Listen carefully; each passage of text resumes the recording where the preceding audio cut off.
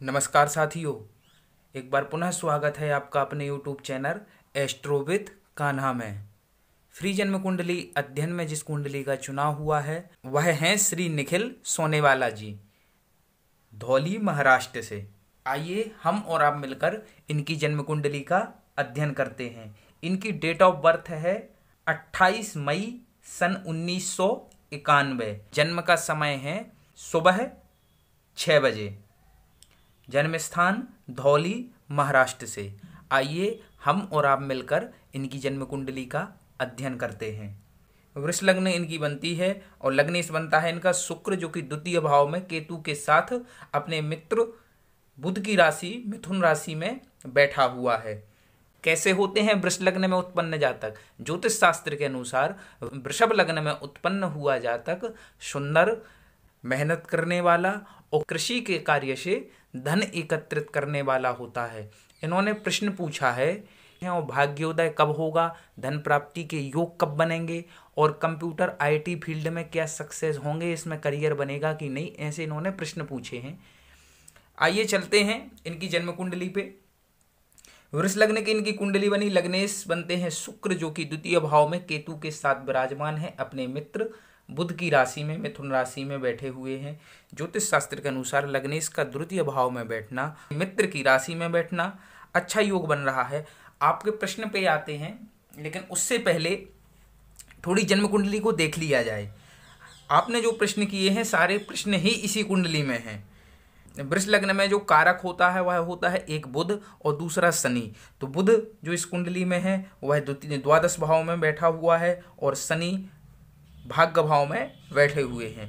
आपने जो प्रश्न पूछा है कंप्यूटर आईटी फील्ड में सक्सेस होंगे कि नहीं, क्यों नहीं होंगे? आपने पूछा है सक्सेस होंगे कि नहीं होंगे। मैं कहता हूं क्यों नहीं होंगे। यदि आप मेहनत करते हैं, कर्म करते हैं, तो देखिए ये ज्योतिष क्या है, ये जन्म कुंडली क्या है, ये केवल एक अनुमान लगाने की प्रथा है, ये केवल एक आईना है। यह आपको केवल रास्ता दिखा सकती है, चलना आपको स्वयं है। भले ही कुंडली में हजारों योग बने हों, हजारों राजयोग बने हों, लेकिन व्यक्ति जब तक मेहनत नहीं करता, जब तक कर्म नहीं करता, तो कोई भी राजयोग उसका फलीभूत हो ही नहीं सकता है।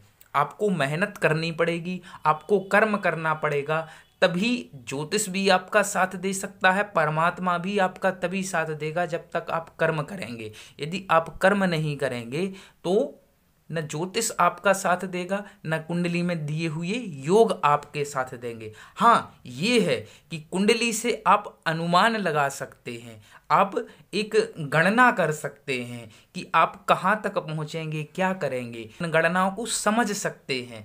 तो यही ज्योतिष में है, बाकी कर्म आपको स्वयं करना पड़ेगा। आपने पूछा सक्सेस होंगे कि नहीं होंगे, तो यदि आप मेहनत करते हैं, आप कर्म करते हैं, तो अवश्य सक्सेस होंगे। आते हैं आपकी जन्म कुंडली पे। आपने पूछा आईटी फील्ड कंप्यूटर में, तो देखिए जन्म कुंडली के अनुसार जो आपकी लग्न बनती है वह बनती है वृषभ लग्न, अर्थात शुक्र से प्रभावित लग्न है। शुक्र इलेक्ट्रिकल्स इलेक्ट्रॉनिक्स का संबंधित कारक ग्रह होता है और साथ ही साथ लग्न में ही आपका सूर्य विद्यमान हो जाने के कारण, दशम भाव आपका शनि से प्रभावित हो जाने के कारण जन्म कुंडली के अनुसार आपको नौकरी के योग आगे जाकर अवश्य बनेंगे।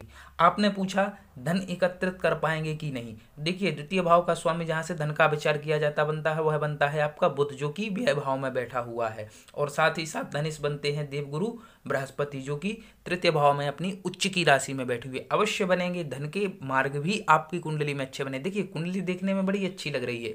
जब इस कुंडली को चलित चक्र में विचार किया तो ये जो शुक्र और केतु जो ये दोनों आपको द्वितीय भाव में दिख रहे हैं, यह दोनों तृतीय भाव में चले गए हैं। और साथ ही साथ राहु जो आपका बैठा हुआ है यह नवम भाव में चला गया है, जिसके कारण आपकी कुंडली देखने के अनुसार लग रही है कि आप उतना प्रयत्न नहीं कर रहे हैं जितना आपको प्रयत्न करना चाहिए। अर्थात आप आलस्य भी कर जाते हैं और मेहनत आपकी बराबर नहीं है। देखिए, भाग्य उदय व्यक्ति का तभी होता है जब वह कर्म करेगा। जब तक कर्म नहीं करेगा तब तक उसका भाग्य उदय नहीं होगा। तो जन्म कुंडली देखने के अनुसार लग रहा है कि आप उतनी मेहनत नहीं कर रहे जितनी मेहनत आपको करनी चाहिए। यदि आप अपने काम में पूर्ण रूप से 100% आप अपने कर्म में देंगे, का भाग्य उदय भी होगा और धन एकत्रित के मार्ग भी आपके बनेंगे।